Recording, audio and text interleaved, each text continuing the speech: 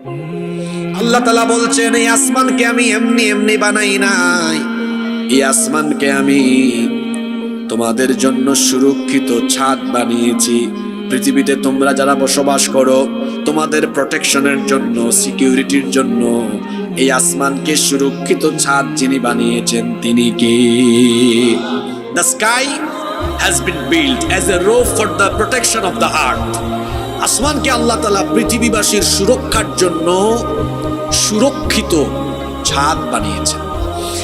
এই যে আপনাদের বাসা বাড়ি, আপনাদের এলাকায় এত বাড়ি আছে, আমরা আমাদের বাড়িতে আমাদের সিকিউরিটির জন্য, প্রোটেকশনের জন্য বাড়িতে ছাদ দিয়েছি, চাল দিয়েছি।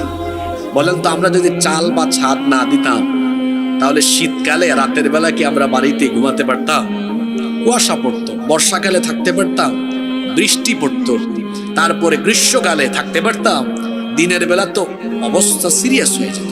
তাহলে গ্রীষ্মকাল, বর্ষাকাল, শীতকাল, সকল কালে আপনার বাড়ির ভেতরে আপনি যেন আপনার পরিবার নিয়ে একদম আরামসে থাকতে পারেন, প্রোটেকশনের জন্য, সেফটি এবং সিকিউরিটির জন্য বাড়িতে কি দিয়েছেন?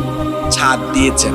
তো এই বিশাল পৃথিবীর উপরে আসমান স্থাপন করেছেন কে? আপনাদের কি মনে হয় এটা কি আল্লাহ তাআলা এমনি এমনি স্থাপন করেছেন?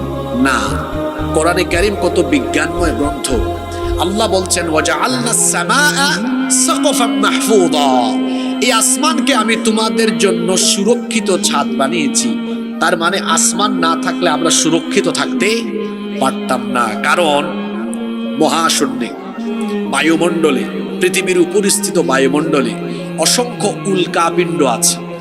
যদি কোনো একটা উল্কা পৃথিবীতে পড়ে যেত, পৃথিবীর গাছপালা, উদ্ভিদ, প্রাণী, মানুষ, জীবজন্তু যা আছে মুহূর্তের মধ্যে সবকিছু জ্বলে পুড়ে ছারখার হয়ে যেত।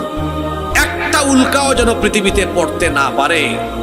আল্লাহ তাআলা আসমানকে আমাদের জন্য সুরক্ষিত ছাদ বানিয়েছেন।